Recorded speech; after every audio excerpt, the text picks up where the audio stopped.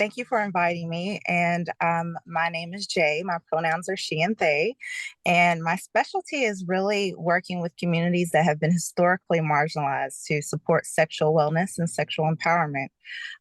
So I really do passion, pleasure, and purpose planning. That is what I kind of name it because it's more than just, I think that people look at the field of sexology and individuals that are sexologists, they automatically say, well, this is just more of an erotic realm. Well, that's a little snippet of it.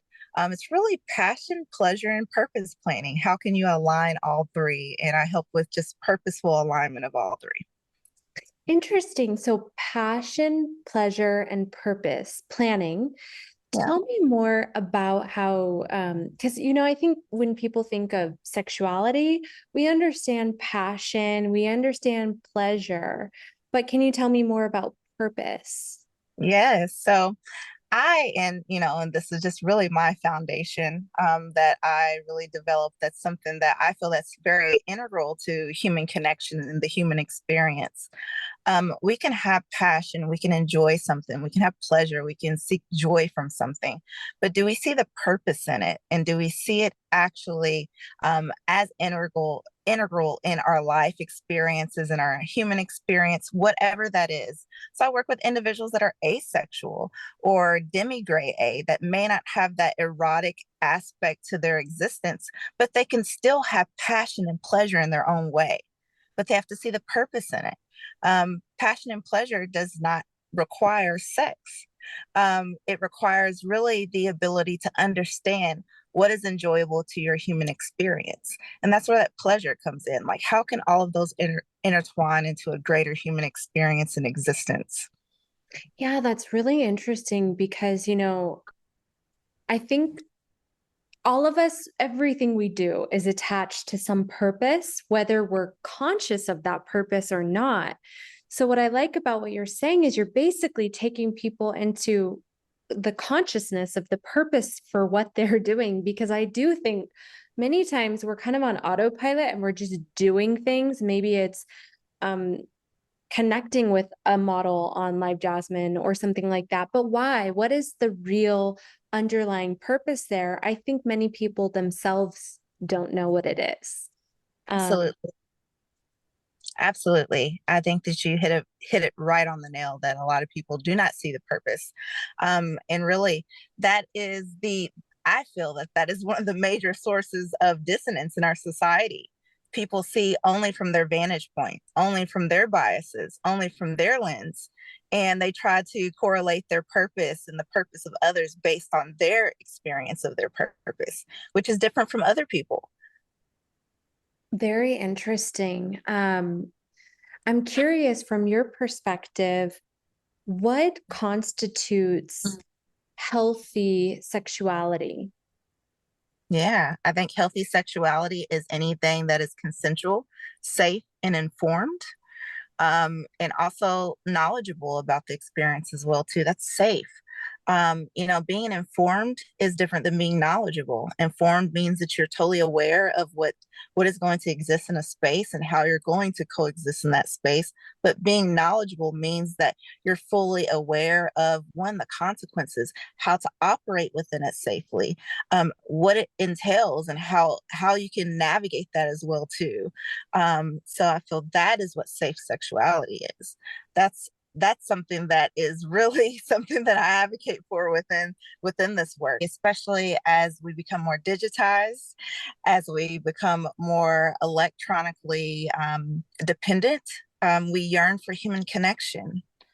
And it used to be that we were in a society where it was highly mechanized.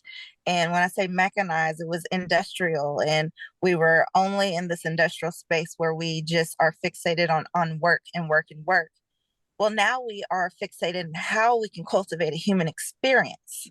And how we can cultivate that is also how we monetize human experience as well, too. That's why camming, that's why um, LiveJasmin, that's why other spaces are doing so well, because now since we are in a more digital world, we are also cultivating loneliness a little bit more, because as much as we enter into spaces and see bits and pieces in people's world, we yearn for that connection. We yearn for that experience. And because of that, we can monetize that human experience.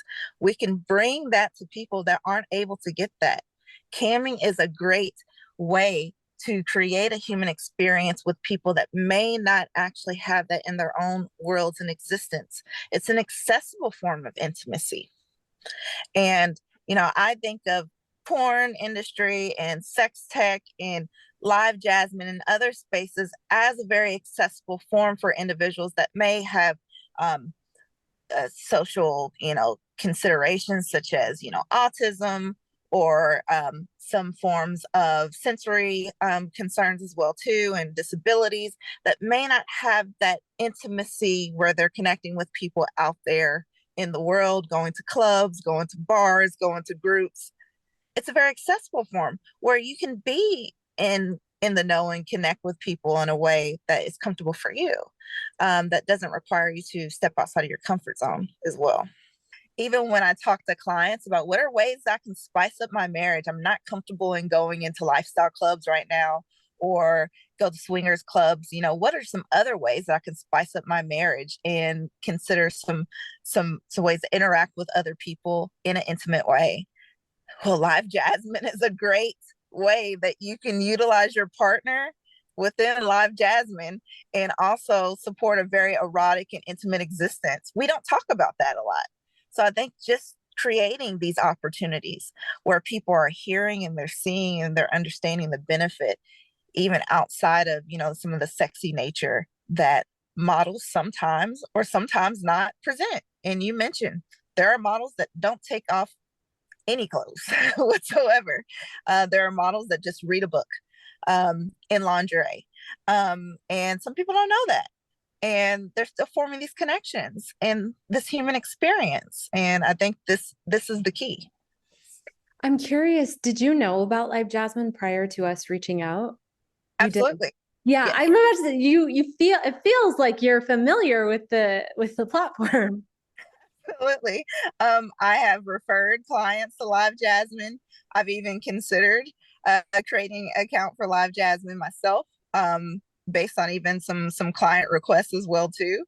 So I think, yeah, that LiveJasmin and other platforms have been integral for my practice.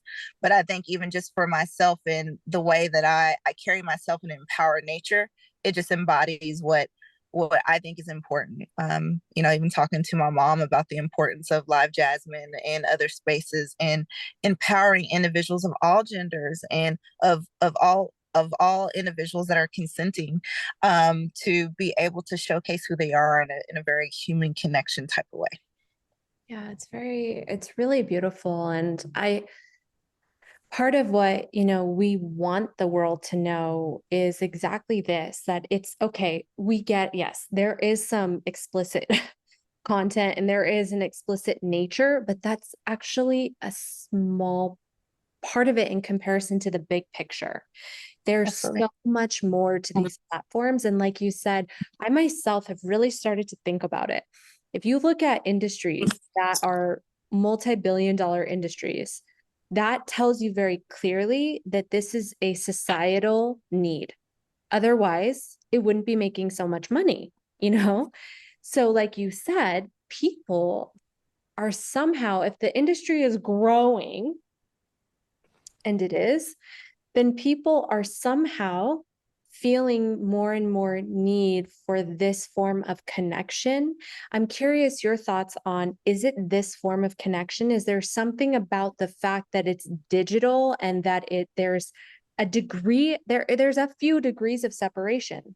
These people will never be in your face in person.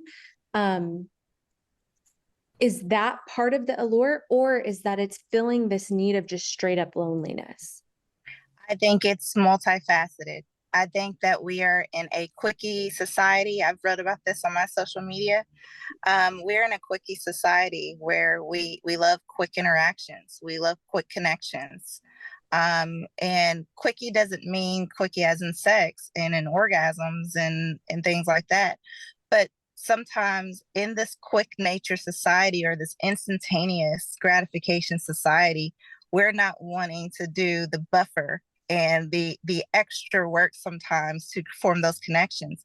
But if we already have a platform that it's easy for us to form those connections very quickly, Like it's that made for that. Yeah. it's made for that. We don't have to put on this performance. The models do that and allow for us to learn from them as well too. I've had clients that said I've learned a lot from models, just how I should maybe conduct myself in dating, because I've been scolded by models about some of the things that I've said. And I didn't know it was disrespectful. I didn't know. I've always talked to my friends that way, but a model told me that please don't do that, don't say that out there to these women. Don't say these out there to these men. So it's allows for that connection, but also it is a buffer for loneliness. Mhm. It is a buffer for that human experience and interaction. But I also think that it's just a great way for people to learn too about themselves. So I think it's multifaceted. If you want to learn in a non-judgmental way with someone about intimacy or an experience, then that's also a great way to learn too. Yeah, I really like how you said that. And I can confirm that I've had members tell me, that a few things that they would go after the models as if it was like, you need to do this because I'm paying for it, so do it now. And the models would teach them, I'm a human being, and whether this is a financial transaction or not, I will be treated respectfully. And if you ever treat a woman like this, you're going to get this result or much worse. You know what I mean? And I've had also members tell me that because they had such a positive experience with the model, they felt more confident to approach women in real life. And, you know, um, a lot of these models are like just drop dead gorgeous, And so when these members have a positive experience with someone who they think is like this fantasy girl goddess, they feel like she was kind to me. She knows my name. She talks to me. It gives them this boost of confidence. Like, you know what? The next time I'm out at a bar and I see a beautiful woman, I'm going to ask her if she wants a drink. You know what I mean? Like, uh, Absolutely. And I know a lot of married people are like, well, I'm afraid that if my partner is on these cam sites, that they're not finding me desirable, or they're, maybe they're getting something from them that they're not getting from me. And I always broach the topic. Maybe that's a great conversation to start about, maybe there's some intimacy, that there is some intimacy or fantasy needed that both of you all could, one, do together, but also two, maybe this could be a tool for you to get on there as well too, and find some fantasy that you're interested in. um, I am a total proponent of LiveJasmin as a tool for spicing up relationships. My former partner and I, we would utilize LiveJasmin and other formats to spice up our relationships by communicating to models and also getting some ideas when it came to kink and BDSM and other experiences. And I'm a full proponent in utilizing it, not just as a tool for erotic aspect, but also just for knowledge and spicing up. And I don't think, just like sex toys, I don't think camming or sex toys should be utilized as this kind of insecure space. Utilize it as a partner in the bedroom to strengthen your erotic and your intimate experience and exploration. This has been fun. You're so fun to talk to. And I think this will be so beneficial to people that are like, oh my gosh, this is just another way that will just, like, mess up relationships or mess up dating experiences. No, it does not have to be at all. this oh, could it can be, be something this that could brings be you, yeah, together. together. Absolutely. Absolutely. It's so true. Like one thing that I truly believe is that um we all need a little bit of variety. I think that's the honest truth about the nature of who we are as human beings. Absolutely. And adding in that variety in a way that both people feel comfortable and fulfilled in is something that can really, I think, strengthen a relationship. Absolutely. And it takes the fantasy into a space that can be a reality for couples. I think that sometimes people they see porn and they're like, well, this is porn.